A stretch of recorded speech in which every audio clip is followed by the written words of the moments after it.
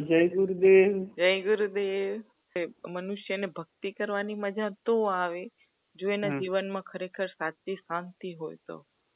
હા, એ સાચી વાત છે. પણ એ સાચી શાંતિ કેમ મળે, ક્યાં મળે? સાચી શાંતિ શેમાં મળે એમ ને? હા હા, સાચી શાંતિ તો 84 લાખમાં જીવમાં મનુષ્યને એક એવી કૃતિ બનાવી એ પરમાત્માને એટલો પ્રિય એ મનુષ્યમાં બધી સમજણ ને જ્ઞાન ને વિવેક ને બધું મૂકી એને ને મનુષ્ય માટે એને શું સુંદર સૃષ્ટિ કેવી બનાવી એમ કે માણસને 5 કર્મેન્દ્રિય ને 5 જ્ઞાનેન્દ્રિય છે ભરપૂર માણસ શાંતિ મેળવી શકે ને સુખ મેળવી શકે, માણસને આનંદ મળે ને પરમાત્માનો એમ કે ધન્યવાદ ધન્યવાદ ધન્યવાદ કરતો રે મનુષ્ય. એટલા માટે પરમાત્માએ આપણે કેવી સૃષ્ટિ બનાવી એમ કે તમે જુઓ તો એમ કે આંખને સુંદર લાગે એટલા માટે કેવા બાગ ને બગીચા ને કેવા મસ્ત ડુંગર બરફીલા ને કલકલ કરતી નદીઓ ને કેવા ફૂલ ને કેવું બનાવ્યું એમ ને ફૂલ બનાવે એમાં કેવા રંગબેરંગી એમ નથી કે એક કલરના ફૂલ બનાવે, જાત જાતના ફૂલ બનાવે કે મનુષ્યને એમાંથી શાંતિ મળે, આનંદ મળે ને જોઈને સુખ મળે. એના માટે પરમાત્મા એટલા માટે બનાવે. ફૂલ કેવા જાત જાતના તમે જુઓ તો રંગબેરંગી ને જોતા જેને આનંદ થાય, આંખથી આનંદ થાય, એની સુગંધમાં એવી ભરી કે એને નખથી એનો એને નખ સૂંઘે તો કેટલો એનો આનંદ આવે ને માણસને એમ કે એટલા માટે બધું મનુષ્ય માટે એની સાચી શાંતિ મળે, સાચું સુખ મળે ને પરમાત્માને ધન્યવાદ ધન્યવાદ કહેતો રહે તો પરમાત્માની નજીક રહે. એના માટે કેવા ફળ બનાવે, કેવા ફૂલ બનાવે ને કેવું અનાજ બનાવે, ફ્રૂટ બનાવે તો જાત જાતના બનાવે, બધામાં અલગ અલગ એમ કે સ્વાદ ભર્યો. એમ નથી કે એક જાતનું ફ્રૂટ બનાવી મૂકી દીધું, કેટલી જાતના ફ્રૂટ બનાવે, એમાં અલગ અલગ કલર, અલગ અલગ ટેસ્ટ ને મનને પ્રસન્નતા દે આપણે ને સ્વાદમાં કેવું ભર્યું એમ કે જીભથી ને આપણે જીભ એવી મૂકી એનો સ્વાદ ભરપૂર આપણે માણી શકીએ એમ ને કેવી કલકલ કરતી નદીઓ ને પંખીના કલરવ ને એ કાનને આનંદ એના માટે બધું એવું બનાવે ને જીભને આનંદ આપણે મુખને પેટમાં શાંતિ મળે.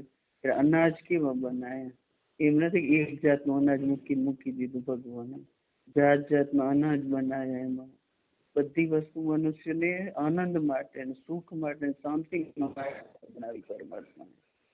એને કેવી કેવી જાતનો અનાજ બનાવ્યા અને એ બધું બનાવીને પછી એનો કેવી રીતે ઉપયોગ કરવો એ પરમાત્માએ પાછું મનુષ્યમાં વિવેક મૂક્યો, સમજણ મૂકી, જ્ઞાન મૂક્યું, બુદ્ધિ મૂકી એમ. પણ એ બધું મૂકવા છતાં મનુષ્યને શાંતિ ન મળી એમ. પરમાત્માને બધું એમ કે જોશે, ખાશે, માણશે, સાંભળશે તો મનુષ્ય પરમાત્માનો ધન્યવાદ ધન્યવાદ ધન્યવાદ કહેતો રહેશે ને પરમાત્માની નજીક રહેતો રહેશે, પરમાત્માના આનંદમાં મશગુલ રહેશે. એવું પરમાત્માના મનમાં વિચાર્યું હતું. તો મનુષ્યને ખબર નહીં પરમાત્મા આટલું મૂક્યું, કેવી કેવી કળા કરીએ પરમાત્માએ જુઓ તો મનુષ્ય માટે શું સુખ સાહેબ નથી દીધી પરમાત્માએ મૃત્યુ લોકમાં. બધું મૂકી છતાં મનુષ્ય ફરિયાદ કરતો જ રહ્યો, ધન્યવાદ કરતો ક્યાંય ન મળે. જ્યાં હું તેમ મનુષ્ય રોદડ જ રોતો, મને આમ નથી, મને આમ નથી, મને સુખ નથી, મને દુઃખ એમ. બધાને તે સુખ દીધું, મને જ કેમ તે દુઃખ દીધું એમ. એવી ફરિયાદ જ કરતો રહ્યો પરમાત્માને. એટલે સાચી સમજણ પરમાત્મા એમ કીધી કે બધું હશે પણ તમારા મનમાં જો શાંતિ નહીં હોય તો તમને બધી વસ્તુ પણ સુખ નહીં દે. એટલે આપણે તમે હમણાં સીધી ને સાદી વાત આપણે કહી કે સુખ શેમાં હોય, સાચી શાંતિ શેમાં હોય, તો આપણા જ વિચાર આપણે વિચારી લઈએ કે તમે જ હમણાં વેકેશન પડ્યું ને પેલા પરીક્ષામાં આવી છોરાની ને આપણે કેટલી પીડા હોય, ઘરની પીડા હોય, છોરાને ભણાવવું ને પછી પરીક્ષાની તૈયારી કરાવી ને પછી એમાંથી થાકી જઈએ આપણે એમ. કરવું તો બધું પડે જ પણ મનથી કેવા થાકી જાય, તનથી થાકી જાય. એમ થાય પરીક્ષા પતશે ને તો પછી આપણે કંપે ગામ જશું, પિયર જશું, મળવા જશું ને કંપે જશું ને હું શાંતિ મળશે એમ. પણ ઉમર કને પછી એમ થાય પરીક્ષામાં થઈને થાકી, છોરાને પરીક્ષા પતે ને થેલા ભરીને પછી અહીંયા આવી એમ થાય ઉમાં જશું તો શાંતિ મળશે, પણ અહીંયા આવી તેમ થાય માવતરે જઈને, અહીંયા પિયરમાં આવીને, સાસરીમાં આવીને, ઉમાં જઈને, અહીંયા જઈને થેલા ભરવા ને મેલા લુગડા ધોવામાં ને સાચી શાંતિ ક્યાં મળે નહીં. એટલે એમ થાય કે પેલા ઉમાં હતો તેમથી ઉમાં જશું તો શાંતિ મળશે, છોરાની પરીક્ષા પડશે તઈ શાંતિ મળશે, ફરવા જશું તઈ શાંતિ મળશે, જઈ શાંતિ હારું, પણ જઈ તો થેલા ભરવાની અશાંતિ થાય ને ફરીને આવી તો પાછા લુગડા ધોવાની પાછી અશાંતિ થાય, વળી અહીંયા આવે માવતરે આવે તો હારે જવાની અશાંતિ થાય, હારેથી પાછા વળી પિયરમાં જાય તો ઉમાં થેલા ભરી જવાની અશાંતિ થાય. એટલે શાંતિ આપણા મનમાં કઈ આવે તો ભાઈ એ બધું આપણે મણી થાકી ને તો પછી આપણા મનમાં એમ થાય કે આ તો જો અહીં ત્યાં પહોંચવું તઈ શાંતિ થશે, તો એમ થાય કે આપણે ઘરે પહોંચી તો શાંતિ થાય, અહીંયા ક્યાંય શાંતિ નથી એમ. એટલે આપણા જીવનમાં એવું છે, આપણે આ બધા આવીએ મનુષ્ય આ મૃત્યુલોકમાં આપણે અહીંયા કને આવી ફરવા માટે આવીએ, આપણે અહીંયા કાયમી નથી આવ્યા, આપણે કાયમી માની લીધું કે આપણે અહીંયા કાયમી આવી, પણ આપણા મનમાં જેમ થાય ને કે ખાલી બાકી થાકી જાય ને તેમ થાય હાલો આના કરતા ઘરે પહોંચી જાય તો શાંતિ. એ રીતે મનુષ્યને અહીંયા બધું છે, બધું મનુષ્ય માટે બનાવે, આવા મસ્ત ફળ ને ફૂલ ને નદી ને કેવા બરફીલા ડુંગરે કેવી ઊંડી ઊંડી વાદીઓ ને કેવા બાગ ને બગીચા ને સુંદર સુંદર પદાર્થ ને સુંદર સુંદર સીન ને બધું મસ્ત હોય, પણ જેમ કે આપણે ખાલી બાકી એમ થાય કે આપણે ઘરે જઈ તે શાંતિ મળે, એમ આ અહીંયા કને આપણે આયા તો અહીં આપણે માની લીધું કે આપણે અહીંયા કાયમ રહેનાર અહીં, પણ આપણે અહીંયા કાયમ રહેવાનું નથી.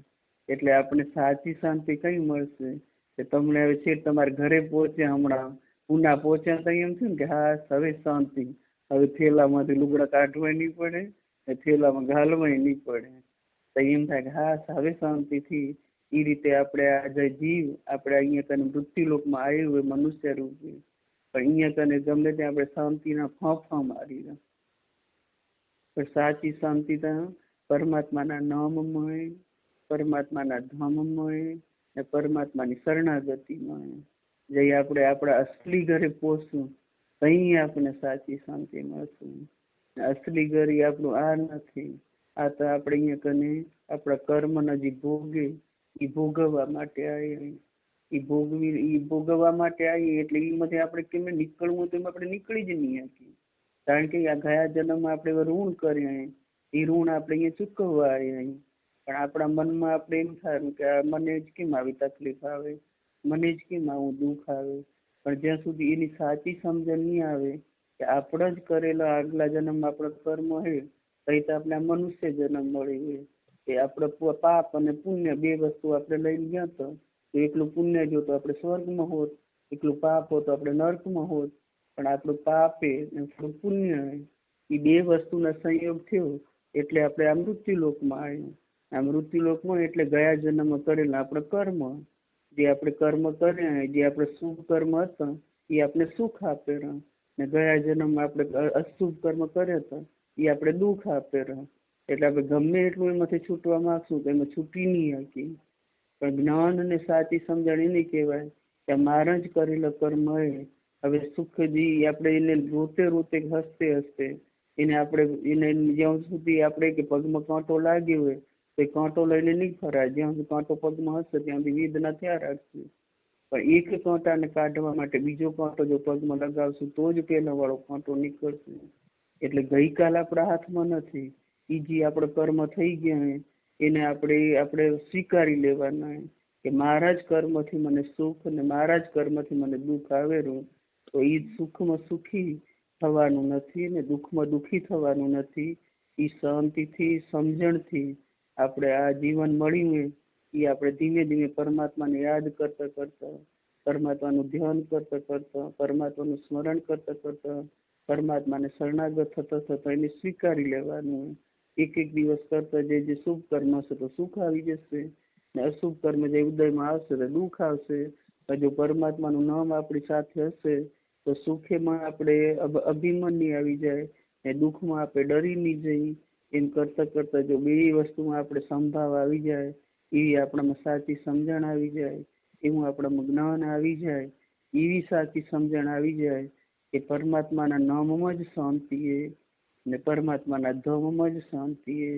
એટલે લક્ષ્મીજી એમ કીધું કે આ બધું મનુષ્યને તમે બાંટી દીધું ભગવાન, પણ તમે તમારા પગ નીચે શું છુપાવો રહ્યા? બધું બાંટી દીધું ને એક વસ્તુ શું છુપાવો રહ્યા? એમ પરમાત્માએ લક્ષ્મીજીને એમ કીધું કે મારે મનુષ્ય બધે ઘૂસશે, શાંતિ શાંતિ શાંતિ, આખી દુનિયામાં ઘૂસશે, ક્યાં હે શાંતિ, ક્યાં હે શાંતિ, ક્યાં હે શાંતિ. પણ એને ક્યાંય જ બધું આટલું મસ્ત મેં બનાવીએ દુનિયા, પણ એને ક્યાંય શાંતિ નહીં મળે. પણ એ શાંતિ મારા પગ નીચે મેં છુપાવીએ. જે બધેથી હારીને થાકીને જઈ મારા શરણમાં આવશે, મારા ચરણમાં જઈ નમશે, તઈ એને સાચી શાંતિ મળશે. એટલે સંતો ને શાસ્ત્ર ને ગુરુ ને વેદ ને બધા એમ જ કહે કે સાચી શાંતિ પરમાત્માના નામમાં, સાચી શાંતિ પરમાત્માના જ્યાં ધામમાં આપણે પહોંચવું, આપણા અસલી ઘર કહેવાય, ને પરમાત્માના શરણાગત થઈ જવામાં. જ્યાં સુધી આપણે એવી સાચી સમજણ નહીં આવે કે આ બધું જે થઈ રહ્યું એ પરમાત્મા કરી રહ્યું, એમ આપણા મનમાં એમ કે જે કરી રહ્યું હું કરી રહ્યું, કે કરતા ને ધરતા એ પરમાત્મા. એટલે પરમાત્મા એમ કીધું કે જીવને બધું સુખ ને દુઃખ શેનાથી આવેલું? તો પરમાત્મા એમ કીધું કે લાભ ને હાનિ, સુખ ને દુઃખ, જન્મ ને મરણ, એ તો બધું વિધિને હાથે, એ મારા હાથમાં કઈ નથી. એટલે ઈ તો જે વિધિ એ જેમ લખેલું હોય આપણા પ્રારબ્ધ અનુસાર આયા કરશે. પણ મનુષ્યને જે સાચી સમજણ આવી જશે તો એની ભોગવવામાં એની શક્તિ આવી જશે. ગઈકાલ માટે નીર હોય પણ આવતીકાલ મારે કેમ સુધારવું એના માટે લાગી જશે. એટલે ગઈકાલ આપણા કને જે થઈ ગયા કર્મ એ તો આપણે ભોગવે છૂટકું હોય. આપણે દેવું કર્યું હોય તો દેવું આપણે ભોગવવું જ પડશે. ગયા જન્મમાં આપણે જે ઋણ કરે એને તો ચૂકવવા જ પડશે. ને જ્યાં સુધી નહીં ચૂકવી લે ત્યાં સુધી આપણો કર્મનો હિસાબ થનારો નથી, ત્યાં સુધી આપણું આવાગમન મટનારું નથી. એટલે આવાગમનના ચક્કરમાંથી છૂટવા માટે, સાચી શાંતિ મેળવવા માટે આપણે એમ સમજવાનું હોય કે હું કરતાય નથી ને હું ભોગતાય નથી, હું તો ખાલી દ્રષ્ટા હું, હું તો ખાલી સાક્ષી હું. જે કરવા વાળો હોય એ પરમાત્મા એ, મારું ધાર્યું તો કઈ થતું નથી, તો પછી હું શું કામ એની ચિંતા કરું? હું તો ખાલી પરમાત્માનું ચિંતન કરું. એના ચિંતન કરશું તો આપણું દુઃખ એ હળવું થઈ જશે. આપણે સુખમય સુખી રહેશું ને દુઃખમય સુખી રહેશું. કે દેવ ચૂકવવાની આનંદ હોય, ભલે ગમે એટલી મહેનત કરી, પણ આપણે મહેનત કરીને પૈસા આવે તો આપણે ક્યાંક દેવું તો ચૂકવાઈ જાય તો હા શાંતિથી. એ રીતે આપણે દુઃખ આવશે તો એમાં સમજવાનું કે આપણું કર્મ કપાઈ રહ્યું, ને સુખ આવે તો સમજી લેવાનું કે આ એ પરમાત્માની ઈચ્છા છે, ને આ સુખ આવે તો એમ સમજવાનું કે પરમાત્માની ઈચ્છા, ને દુઃખ આવે તો સમજવાનું કે પરમાત્માની ઈચ્છા. એ પરમાત્માની ઈચ્છામાં આપણી ઈચ્છા મેળવી લેવાની. આપણા ધાર્યું કરે આપણું ધાર્યું કઈ થવાનું નથી. પરમાત્માની કૃપા વગર કઈ પત્તું હલતું નથી. તો આપણે કોણ કર્યા વાળા? એવી જે સાચી સમજણ આવશે ને જઈ આપણા સાચે ઘરે આપણે એવો વિચાર કરીને પહોંચશું, તઈ અસલી શાંતિ મળશે. અસલી શાંતિ પરમાત્માના નામમાં, પરમાત્માના શરણાગતિમાં ને પરમાત્માના ધામમાં. એ જ જ્યાં સુધી આપણે નહીં સમજાય ત્યાં સુધી આપણે સાચી શાંતિ નહીં મળે. એ સાચી શાંતિ મેળવવા માટે આપણે રાત દિવસ પરમાત્માને યાદ કરવાનું હોય, પરમાત્માનું ધ્યાન ધરવાનું હોય. જેમ જેમ આપણે પરમાત્માનું નામ લેતા જશું એમ એમ આપણા અંદર ઉજાસ થતો જશે. એમ જેમ જેમ પરમાત્માનું નામ લેશું એમ આપણા પાપ કર્મનો ક્ષય થશે, પુણ્ય કર્મનો ઉદય થશે, ને પાપ કર્મ આપણો ક્ષય થતા જશે. તો આપણે સાચી સમજણ આવતી જશે. આપણે અંદર આત્મ સુખ શું હોય, બ્રહ્મ સુખ શું હોય એની સાચી સમજણ પરમાત્માને નજીક જશું. એના માટે એક જ ઈલાજ કે પરમાત્માનું સ્મરણ રાત ને દિવસ. જ્યાં સુધી આપણા મુખમાં પરમાત્માનું નામ હશે ત્યાં સુધી સમજી લેવાનું કે પરમાત્મા આપણા હાથમાં. પરમાત્મા જે આપણા હાથમાં હશે, પરમાત્મા આપણા નજીક હશે તો આપણે દુઃખમાં દુઃખી નહીં થઈ, સુખમાં છકી નહીં જઈ. બે વસ્તુમાં સમ થશું. જે સમ થશું તઈ આપણે સાચી સમજણ આવશે. ને સાચી સમજણ આવતા આપણા આવા ગમનના ચક્કરમાંથી આપણે છૂટશું. પરમાત્માના શરણાગત થઈ જવાનું હોય. હું કઈ કરી શકવા બરાબર નથી, હું તો તારો બાળક હું. બાળક તો બાપને શું સમજી શકે, એમ સંપૂર્ણ શરણાગતિ થઈ જવાનું હોય.